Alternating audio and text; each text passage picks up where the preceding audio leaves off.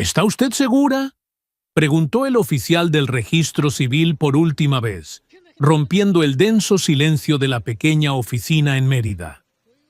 Elena Valenzuela no respondió de inmediato.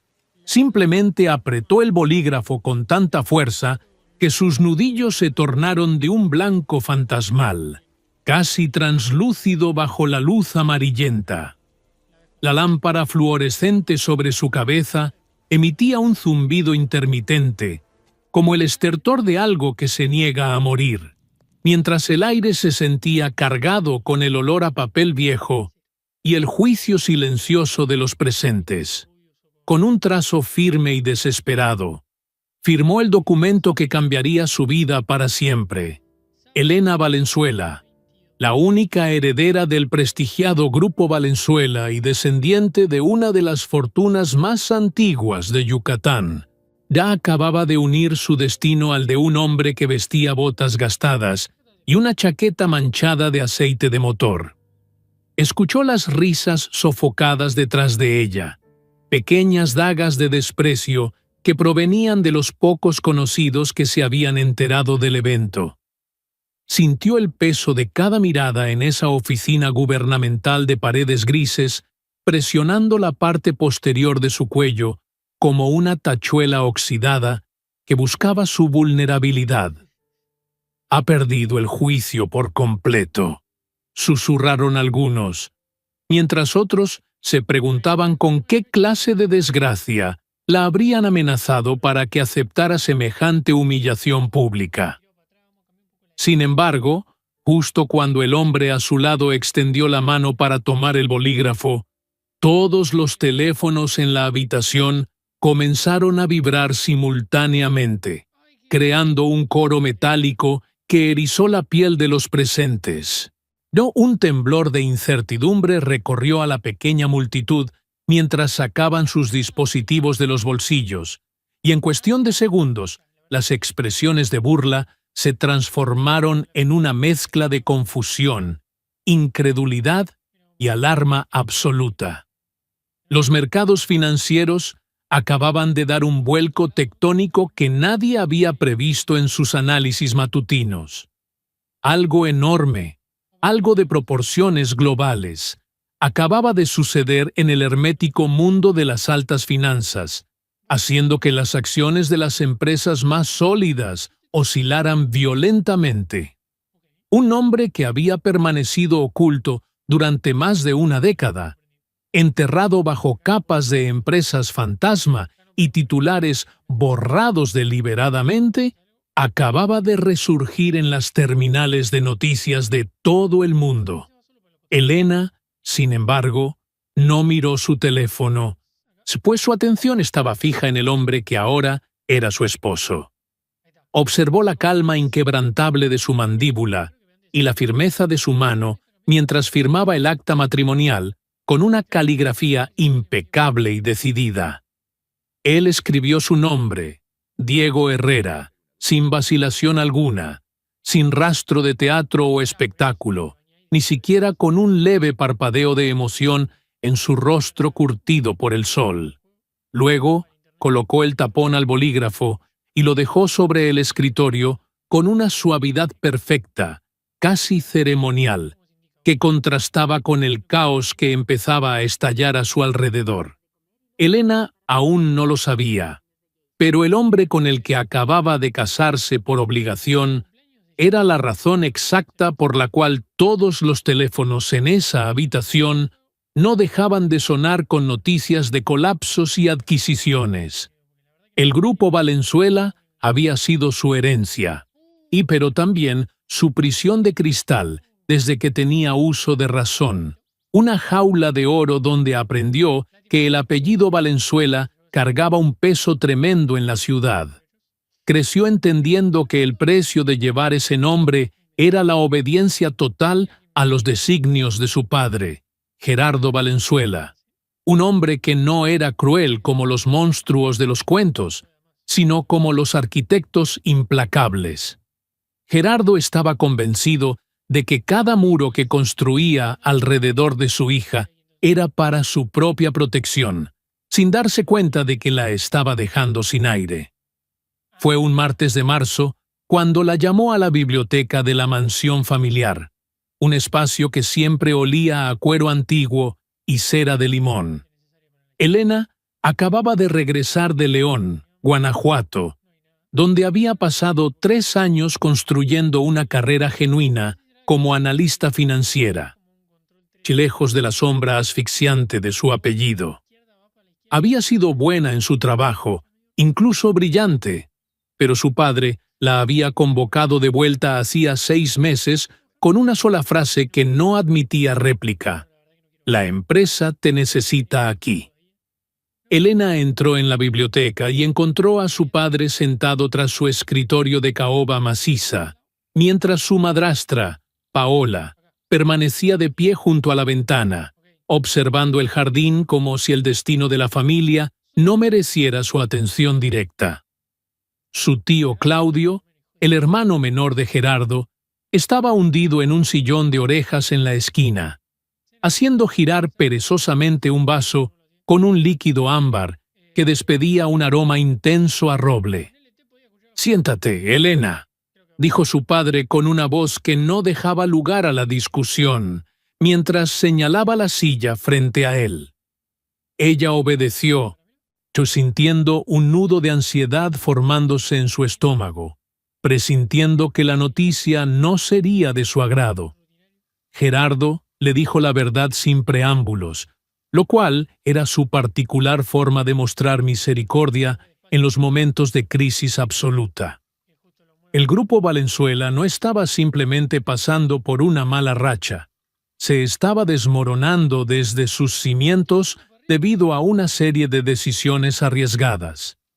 3 inversiones consecutivas en proyectos inmobiliarios habían fracasado.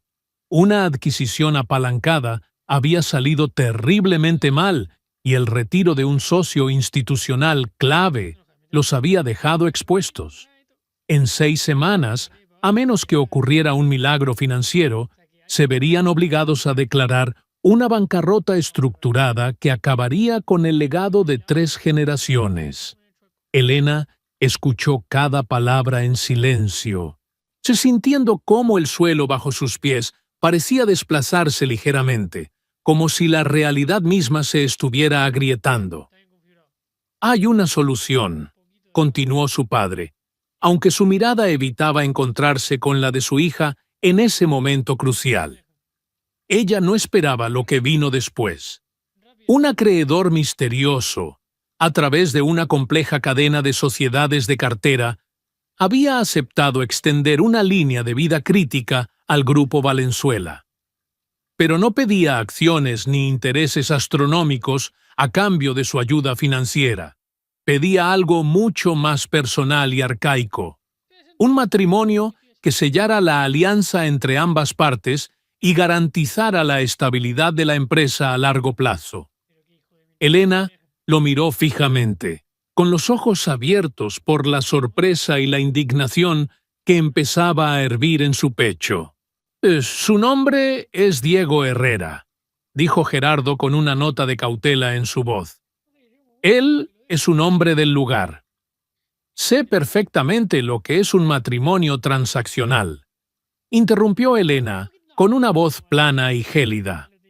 «Lo que pregunto es por qué creen que yo aceptaría ser vendida como una propiedad más de la empresa». «Porque la alternativa», intervino Claudio desde su sillón, sin levantar la vista de su vaso, «es que todo esto desaparezca.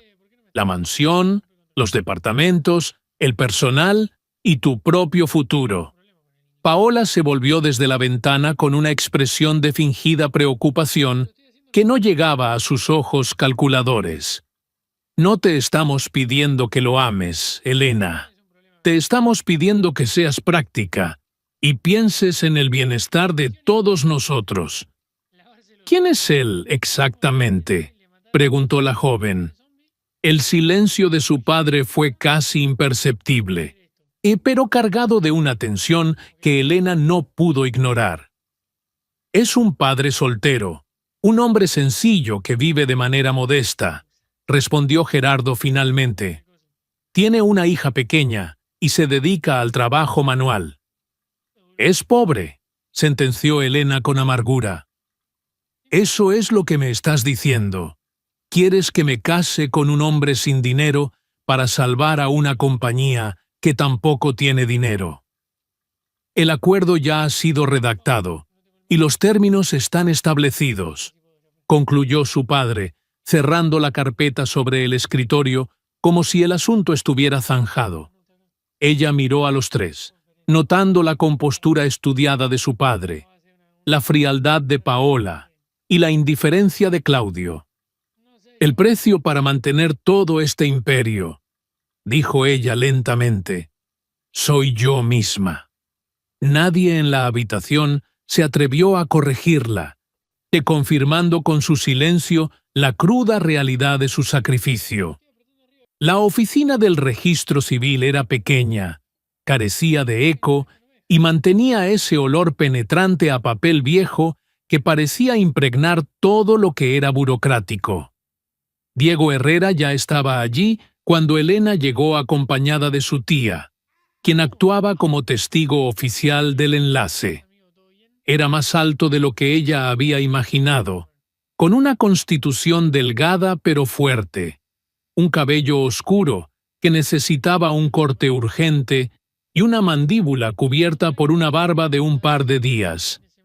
Su chaqueta estaba limpia, pero era visiblemente vieja, y sus botas estaban desgastadas en el talón por el uso constante en terrenos difíciles.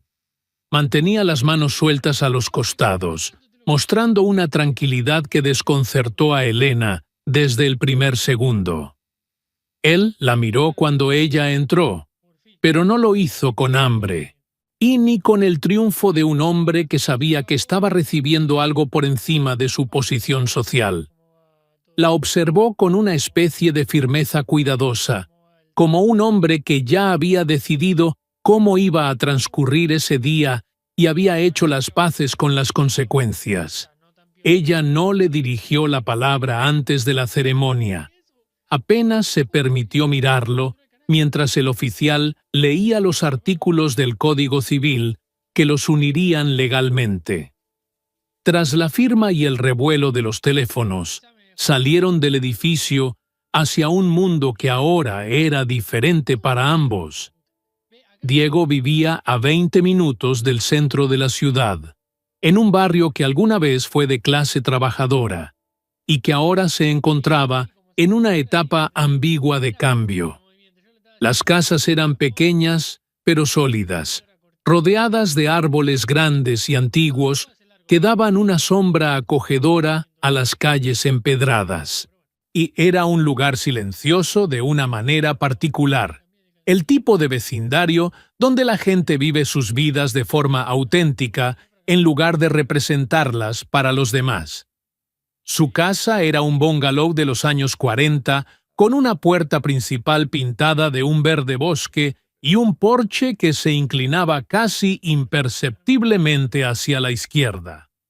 El jardín no estaba perfectamente cuidado como los de la zona norte de Mérida, sino que tenía un aire salvaje y natural que Elena encontró extrañamente reconfortante. Una bicicleta vieja estaba apoyada contra la cerca lateral, y unas campanas de viento hechas de madera flotante y vidrio marino colgaban del alero del porche.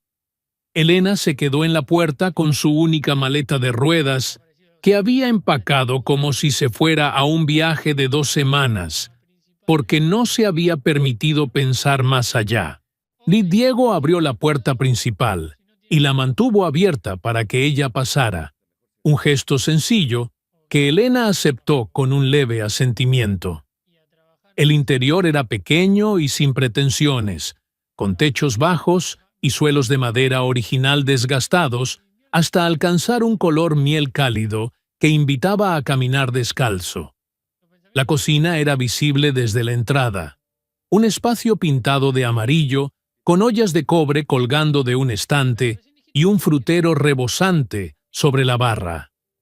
Lo primero que notó Elena fue la limpieza impecable del lugar, y se odió a sí misma por el hecho de que eso le sorprendiera dadas las circunstancias del aspecto de Diego. Lo segundo que notó fue a la niña que apareció desde el pasillo.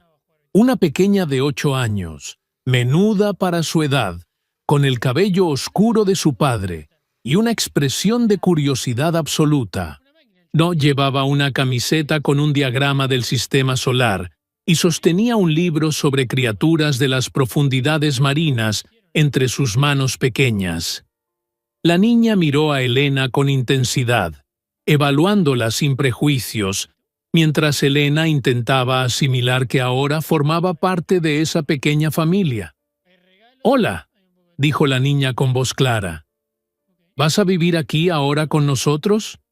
«Lucía», dijo Diego con voz suave pero firme, advirtiéndole que no fuera demasiado intrusiva con la recién llegada. «Sí», respondió Elena, esforzándose por suavizar su expresión. «Por ahora, aquí estaré».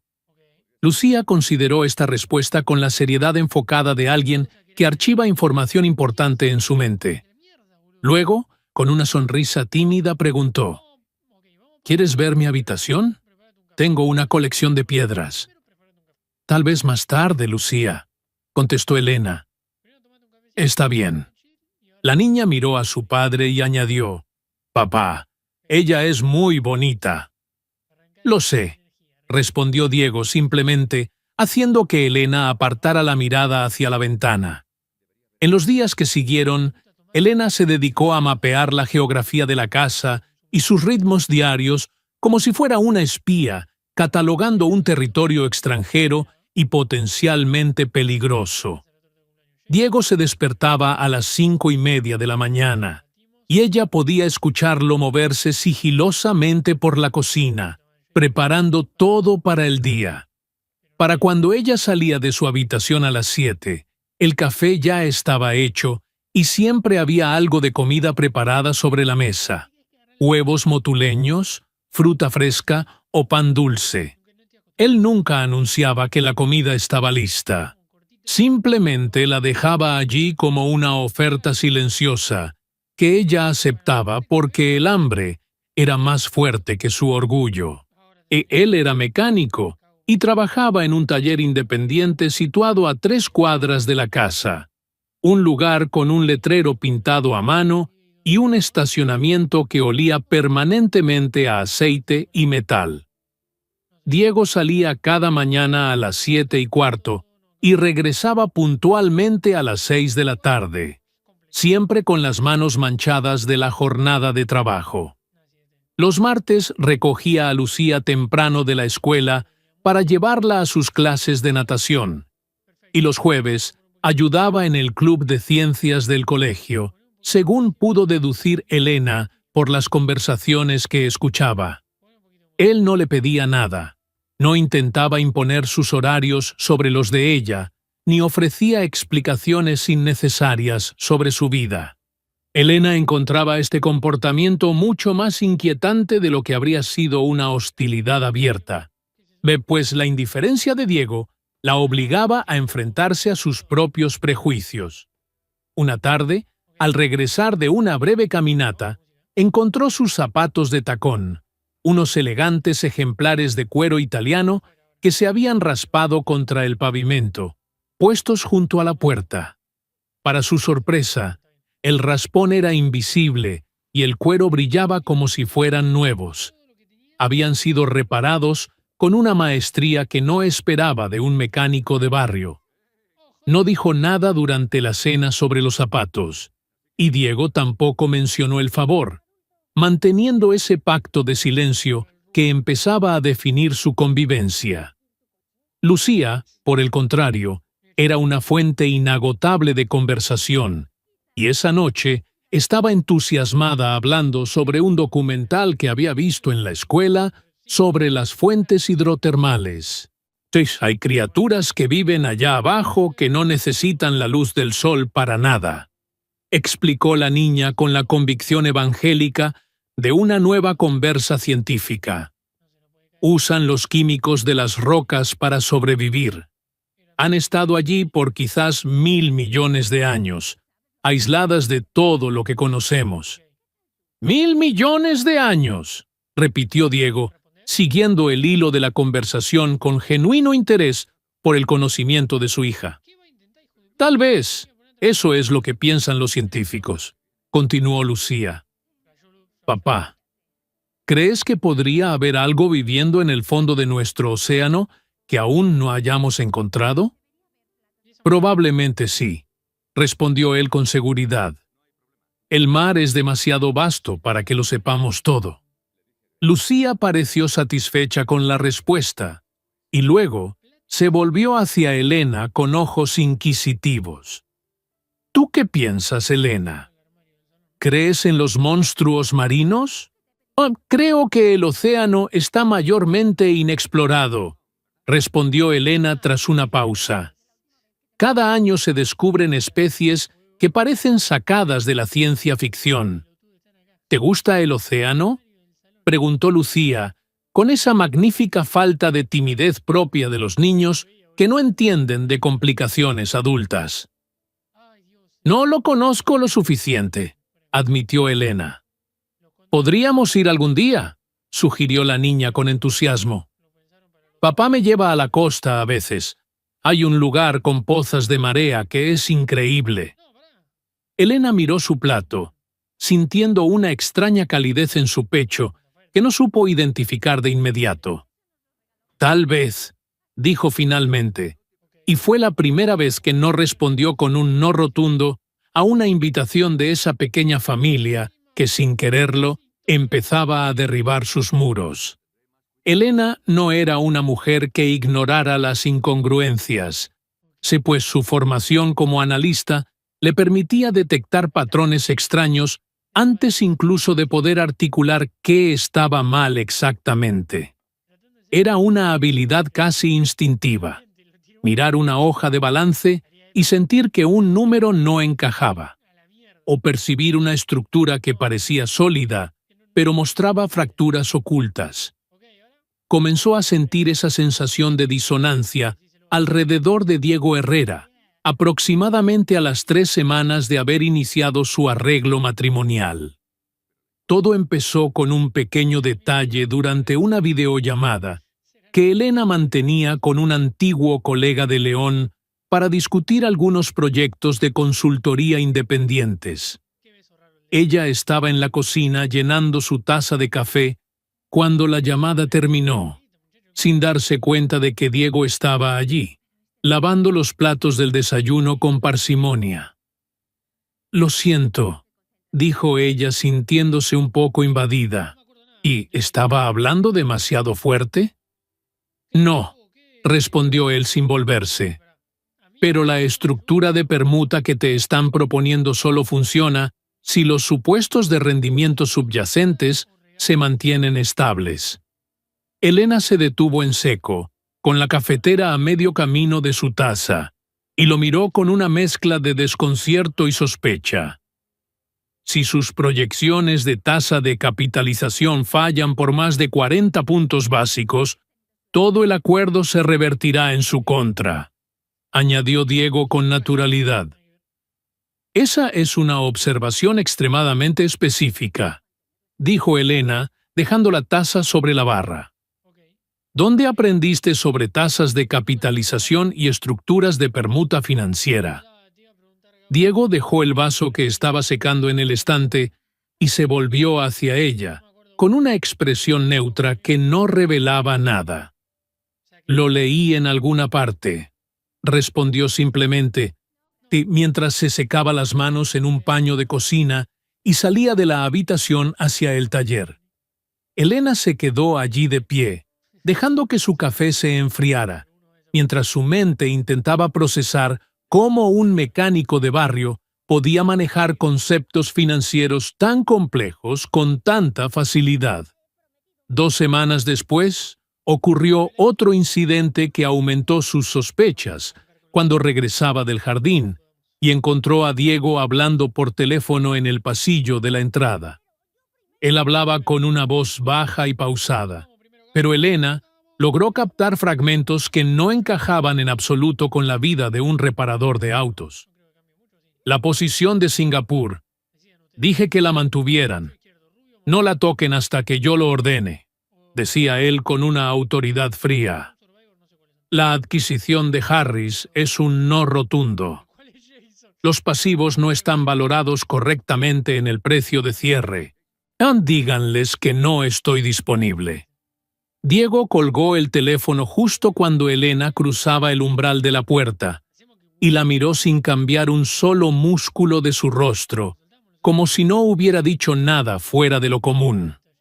¿Trabajo?, preguntó ella, intentando que su voz sonara casual. Sí, respondió él, antes de ponerse su overol de trabajo y dirigirse a su camioneta para ir al taller como cada mañana. Esa tarde, Elena encendió su computadora portátil y buscó información sobre la adquisición de Harris, descubriendo que se trataba de una empresa de logística de tamaño medio que era objeto de una feroz guerra de ofertas. Para las 6 de la tarde, las noticias informaron que el postor principal se había retirado repentinamente de la negociación sin dar explicaciones claras a la prensa. A la mañana siguiente, el trato estaba oficialmente muerto y causando un pequeño terremoto en el sector logístico que Elena siguió con una atención casi obsesiva desde su pequeño escritorio. Se quedó sentada, inmóvil, pensando en el hombre que vivía en esa casa amarilla con imanes de langosta en el refrigerador y campanas de viento hechas de madera. Hay demasiadas cosas que no encajan aquí, pensó Elena, dándose cuenta de que Diego Herrera era un enigma mucho más profundo y peligroso de lo que su familia jamás imaginó. El ataque, cuando finalmente llegó, fue ejecutado con una precisión quirúrgica que dejó al grupo Valenzuela tambaleándose al borde del abismo total un miércoles por la mañana. Elena se enteró de la situación a través de una llamada desesperada de su padre, cuya voz sonaba quebrada y despojada de toda esa compostura que él tanto se esmeraba en mantener. Un grupo competidor, sí liderado por un hombre llamado Pablo Hinojosa, había lanzado una campaña coordinada para forzar el retiro de los 3 acreedores institucionales que aún apoyaban a la empresa. Para el mediodía, las líneas de crédito del grupo habían sido suspendidas y el pánico se había apoderado de los empleados y accionistas minoritarios. «Se acabó, Elena», dijo Gerardo por el teléfono. «No hay forma de salir de esta trampa que nos han tendido». Ella no le contradijo, pues sabía que, sobre el papel, la situación era terminal. Pasó el resto del día realizando llamadas que no llevaban a ninguna parte y enviando correos electrónicos que quedaban sin respuesta, mientras los abogados hablaban en un lenguaje técnico que solo significaba una cosa: derrota. Al caer la noche, Elena se sentó en la pequeña sala del bungalow y, sintiendo por primera vez en años un miedo genuino que le atenazaba el corazón, dándose cuenta de que el legado de su familia estaba a punto de ser borrado. Sin el grupo Valenzuela, su padre no tendría nada. El mundo de Paola se disolvería en la irrelevancia y cientos de empleados perderían su sustento de la noche a la mañana. Elena se cubrió el rostro con las manos, permitiéndose un momento de debilidad en la soledad de la casa, hasta que escuchó el sonido de la puerta principal abriéndose. Diego entró primero, seguido por Lucía, que venía saltando y narrando algo sobre su clase de natación, llenando el espacio con el ruido reconfortante de una infancia ajena a las tragedias corporativas. Diego se detuvo al ver el rostro de Elena, y sin decir nada, envió a Lucía a su habitación para que se cambiara de ropa. «Fue un mal día», dijo Elena, sin levantar la vista. «Lo sé», respondió Diego con una suavidad que ella agradeció profundamente en ese momento de vulnerabilidad. «¿Quieres hablar de ello?»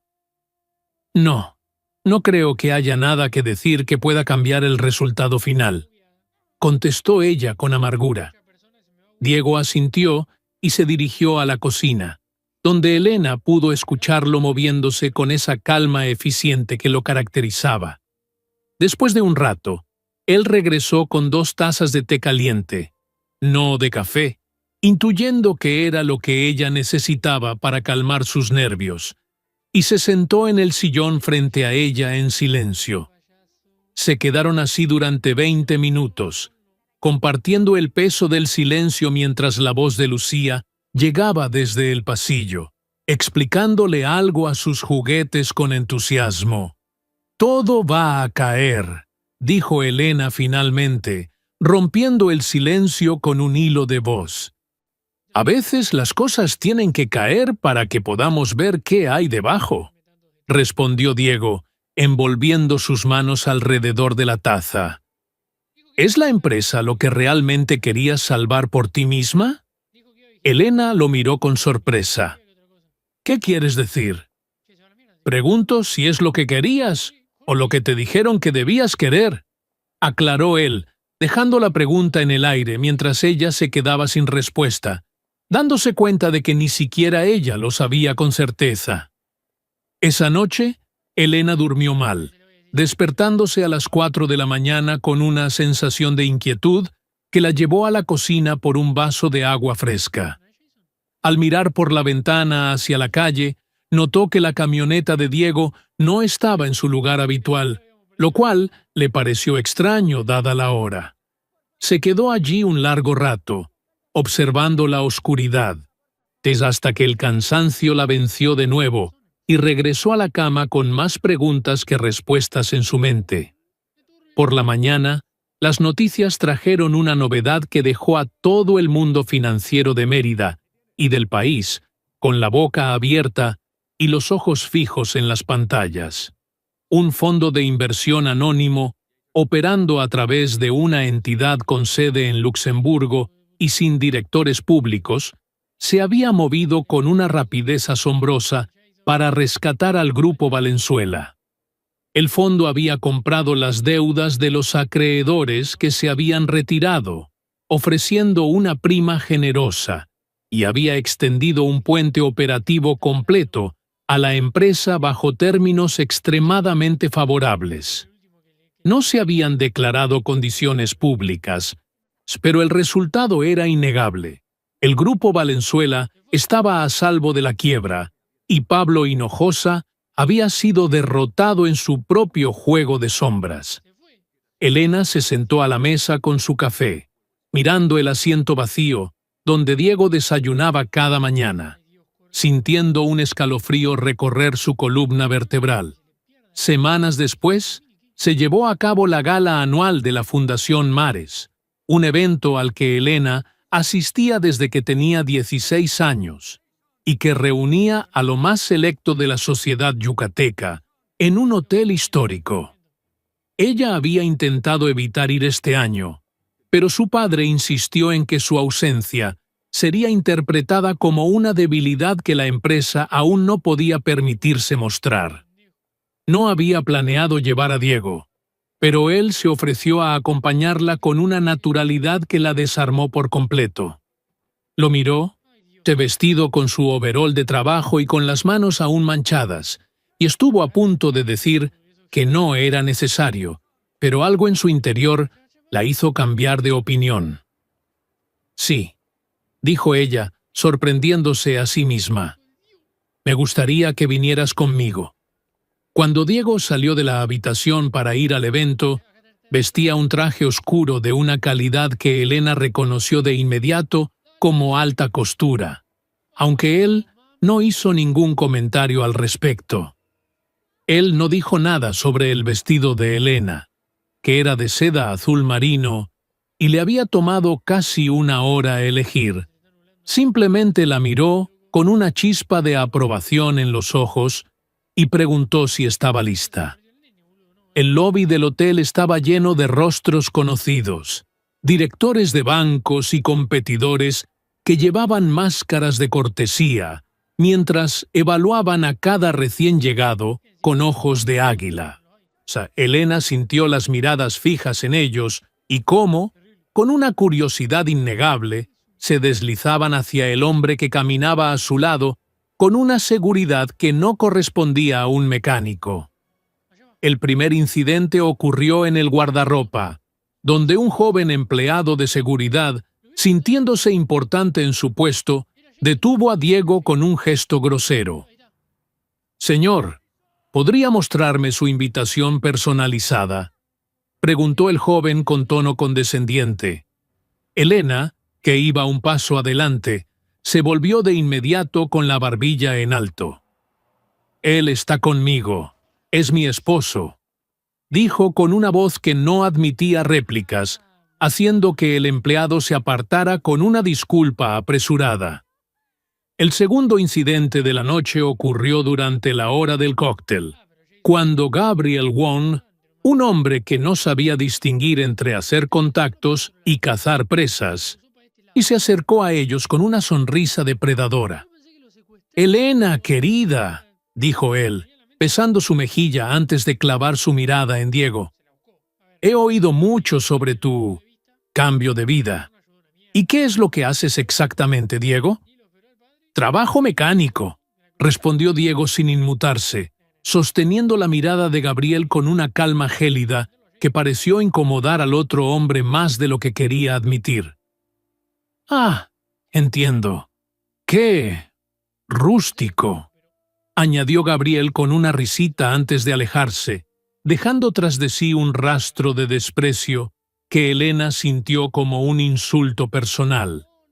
Pero fue el tercer incidente el que realmente cambió algo en la dinámica entre ellos dos durante el resto de la gala.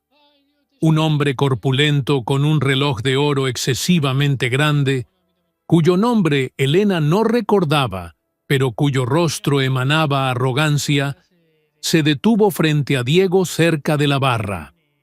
«Tú eres el mecánico, ¿verdad? El que tuvo la suerte de casarse con una Valenzuela para salir de la miseria», dijo el hombre lo suficientemente alto como para ser escuchado por los grupos cercanos. «¿Tú condujiste el coche hasta aquí? ¿O solo te encargaste de estacionarlo para los invitados de verdad?». Elena sintió que la sangre le hervía, pues había pasado toda su vida navegando en habitaciones como esa, aprendiendo a suavizar tensiones y a protegerse de los insultos velados. Pero en ese momento, algo se rompió dentro de ella, y decidió que no permitiría que nadie humillara al hombre que, de alguna manera, le había devuelto la paz en medio de la tormenta. Dio un paso adelante y entrelazó su brazo con el de Diego, mirando directamente al hombre del reloj de oro, con una intensidad que lo hizo retroceder 1 centímetro.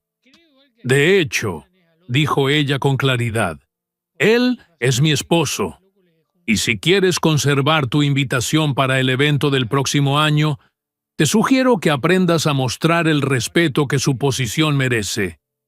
El hombre parpadeó, sorprendido por la ferocidad de la respuesta, y los invitados cercanos buscaron rápidamente otros temas de conversación, para evitar el conflicto directo con una Valenzuela.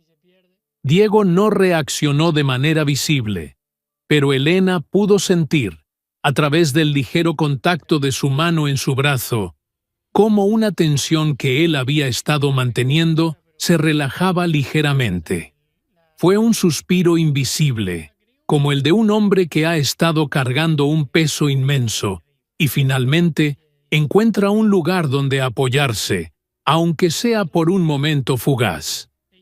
Más tarde, en el coche de regreso a casa, el silencio entre ellos fue diferente, más denso, pero menos incómodo. «No tenías que hacer eso», dijo Diego finalmente, mientras las luces de la ciudad se reflejaban en el parabrisas. «Lo sé», respondió Elena, manteniendo la vista en la carretera. «Pero quería hacerlo. Gracias por acompañarme». «De nada», contestó él, mirando por la ventana hacia las calles oscuras de Mérida. «Lo siento», añadió ella tras una pausa. «Siento no haberlo hecho antes. Siento haber dejado que pensaras que yo era como ellos.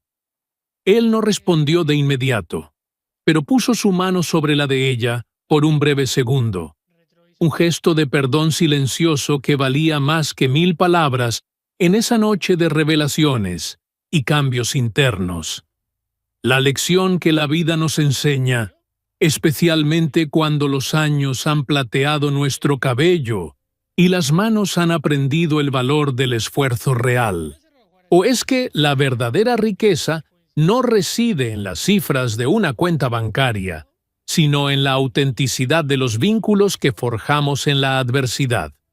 A menudo, pasamos la juventud persiguiendo sombras de prestigio y arquitecturas de poder que otros han diseñado para nosotros, olvidando que la paz se encuentra en los detalles más sencillos: un café compartido al amanecer, el brillo de curiosidad en los ojos de un niño o la firmeza de una mano que no te suelta cuando el mundo parece desmoronarse. La historia de Elena y Diego no es solo el relato de un rescate financiero, sino la crónica de un despertar hacia lo que realmente importa en el atardecer de nuestras existencias. Aprendemos, a veces por las malas, que el éxito no es la ausencia de problemas, sino la presencia de integridad para enfrentarlos sin perder nuestra esencia en el proceso. La dignidad no se compra con trajes caros ni se hereda con apellidos ilustres. Se construye cada día en la honestidad del trabajo manual, en la reparación de un par de zapatos o en el silencio respetuoso que permite al otro ser vulnerable. Como adultos mayores, miramos hacia atrás y comprendemos que los momentos que realmente definieron nuestra trayectoria no fueron las grandes galas o los triunfos públicos, sino aquellas decisiones silenciosas de ser decentes cuando nadie nos estaba observando. La vida nos invita a elegir entre la prisión de las expectativas ajenas y la libertad de una casa pequeña con la puerta abierta al afecto real. Aceptar que podemos estar equivocados sobre las personas es, quizás, el mayor acto de sabiduría que podemos alcanzar, pues nos permite descubrir tesoros donde otros solo ven carencias. Al final del día, y cuando las luces de la ciudad se apagan y solo queda el sonido de las campanas de viento en el porche, lo único que permanece es la verdad de quienes decidieron quedarse a nuestro lado por elección, y no por contrato. La verdadera herencia es el amor que se cultiva en la sencillez, el respeto que se gana con la bondad y la certeza de que, sin importar cuán profundo sea el océano de nuestras dificultades, siempre habrá una luz que nos guíe de vuelta a casa, a ese lugar donde somos amados por lo que somos y no por lo que poseemos. Que esta historia sirva de recordatorio para valorar lo humano sobre lo material, pues al concluir el camino, solo nos llevaremos la calidez de los corazones que logramos tocar con nuestra propia verdad.